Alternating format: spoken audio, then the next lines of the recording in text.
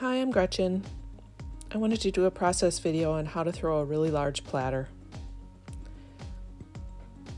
I'm using a total of 12 pounds of clay for this platter, but I divide that in half before I center. So this is 6 pounds of clay I'm going to center first, and then I'm going to put the other ball of clay on top of this one.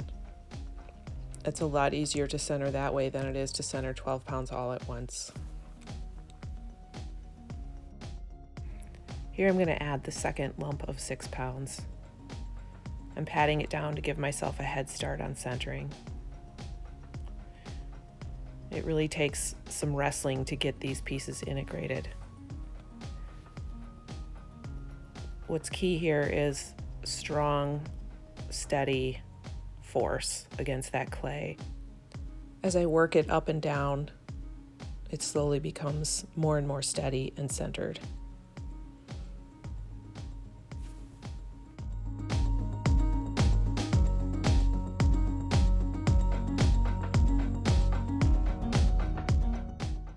Now that it's centered to my liking, I'm going to start bringing it down into sort of a large puck shape. What's critical in this step is to make sure that I'm not trapping any slip below the part of the clay that's coming down on the sides. It would be really easy to get some of that slippery clay trapped, and that will cause problems down the road.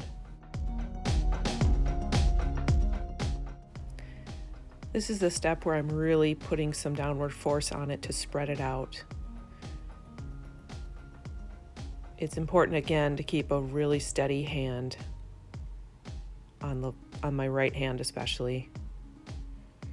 I'm putting a ton of force down on it to push it out, and it would be pretty easy to pull it off center at this point.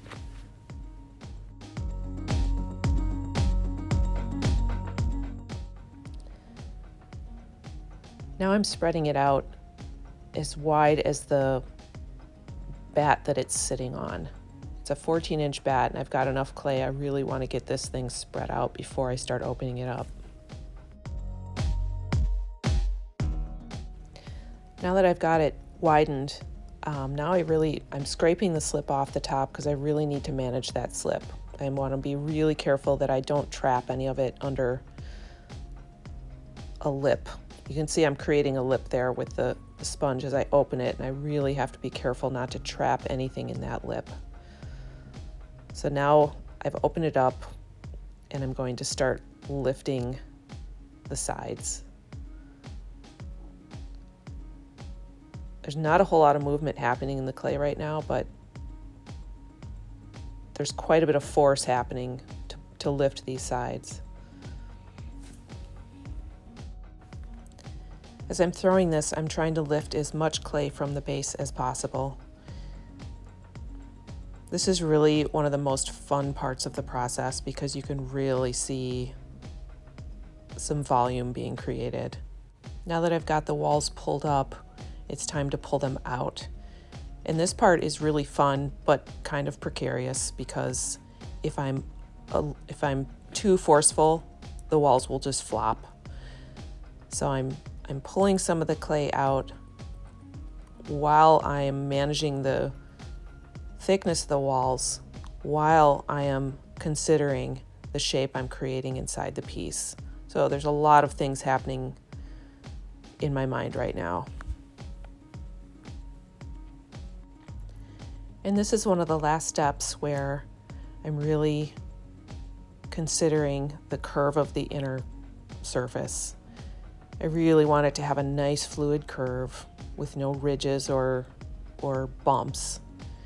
So I'm really working slowly to really refine that curve. To me, that's what makes a beautiful piece in the end.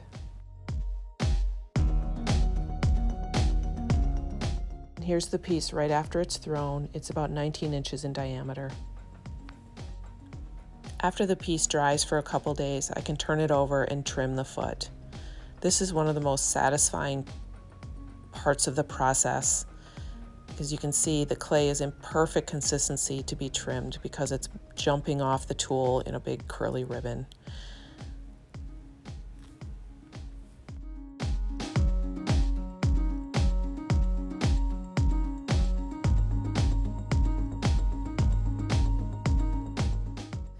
When you're throwing a large piece like this, it's important to integrate a little bit of support in the bottom. I don't show it here, but I do trim in something called a button on the bottom, which is basically a little part in the center that I do not trim away, so that when you put the piece in the kiln, it won't sag.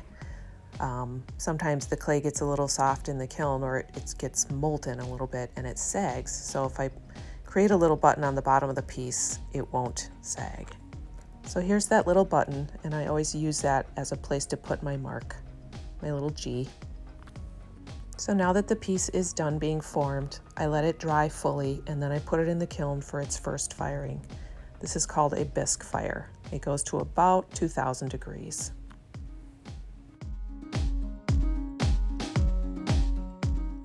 So now that the piece has gone through its first firing, the first thing I do is fill in my little G with red underglaze.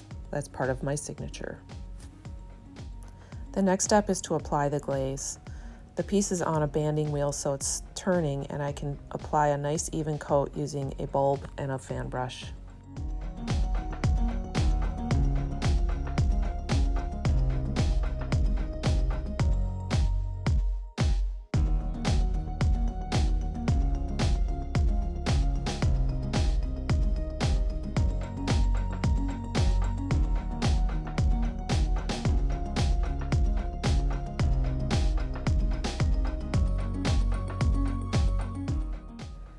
This piece is being glazed in a plain white.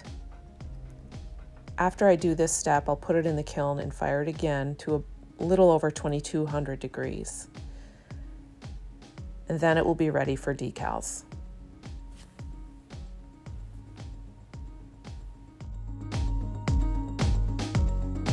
I make my designs on the computer. I used a pre-purchased design here and cut it apart and altered it into a design that I like.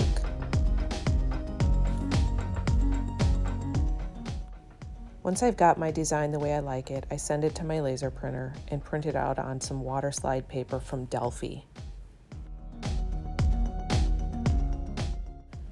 Now I cut out the pieces and I arrange them on the plate.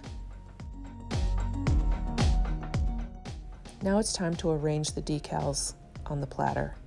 Once I've decided how they're going to be laid out, I soak each piece in warm water, and then it allows me to slide the paper off from behind. The decal is now applied. Once I get all these decals applied, I study the white space on the piece and decide it needs a little bit more. Once these decals are applied, it goes into the kiln for a third firing. This is always a little bit nerve-wracking because you never 100% know that you're going to have success. So here's what it looks like before it goes into the kiln. Sadly, this piece didn't make it. I'm really not sure why this happened, something to do with thermal expansion.